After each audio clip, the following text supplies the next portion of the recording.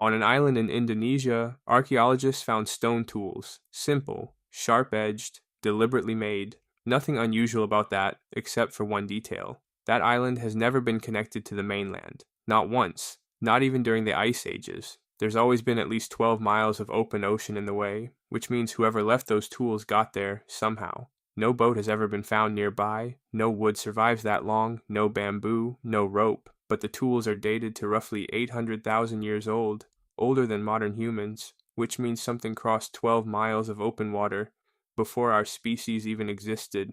That crossing shouldn't have been possible. For almost all of human history, there was only one way to travel. Your own 2 feet, no roads, no maps, no way to see what was ahead, and yet somehow, that same limited species crossed oceans, rode animals 8 times faster than walking speed, and eventually invented a machine that reshaped the entire planet. This is the story of how humans solved distance, one impossible crossing at a time. For roughly 300,000 years, walking was the only option humans had. Not the fastest option, the only one. A cheetah can hit 70 miles an hour. A horse can sustain 30 for miles at a time. A human tops out around 15 for a few seconds. Then you're gasping.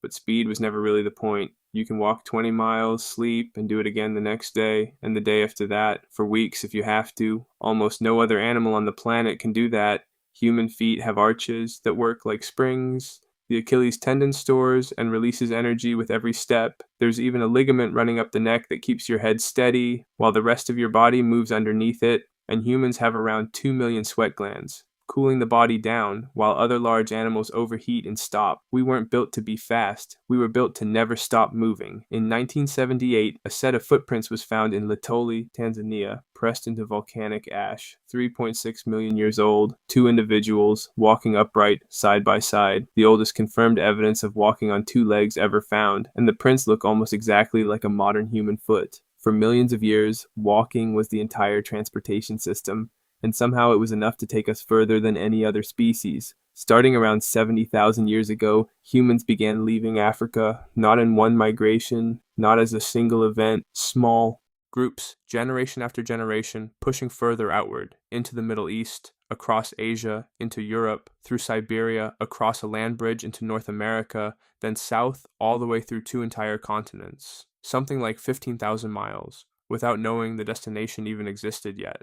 And this wasn't random wandering either. Archaeologists have found obsidian tools hundreds of miles from their source, seashells found far inland, amber traded across mountain ranges. People were covering enormous distances on purpose, to trade, to find specific resources they already knew existed. This wasn't drifting.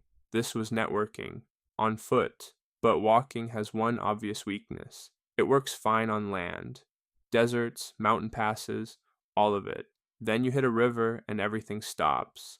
For hundreds of thousands of years, water was basically a wall. You found a shallow crossing or you turned back, which brings us back to that island. Those stone tools, whatever crossed those 12 miles of ocean 800,000 years ago, figured out something no land animal had ever done before. How to cross open water, on purpose. We'll probably never know exactly what they used. A floating log, a bundle of reeds lashed together, nothing built to last, nothing that survives 800,000 years. But the tools on the far side prove the crossing happened anyway. The very first boats weren't invented, they were discovered. Someone grabbed a floating log to cross a stream and didn't drown. That was the entire breakthrough. But what happened later was fully deliberate. Around 65,000 years ago, humans crossed into Australia. That crossing required at least 60 miles of open ocean, far enough that you cannot see the other side from the coast. You cannot drift there by accident. Someone built something that floated, aimed it at open water,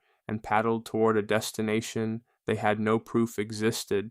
The oldest boat ever recovered is a hollowed log from the Netherlands, about 10,000 years old. But people were already reaching islands tens of thousands of years earlier, with no boat that survived long enough for us to ever find it. Then, starting around 3,000 years ago, Polynesian navigators went further. They crossed the largest ocean on the planet in double-hulled canoes, loaded with food, animals, entire families, reading nothing but ocean swells, star positions, and the flight paths of birds. No compass, no maps, just observation precise enough to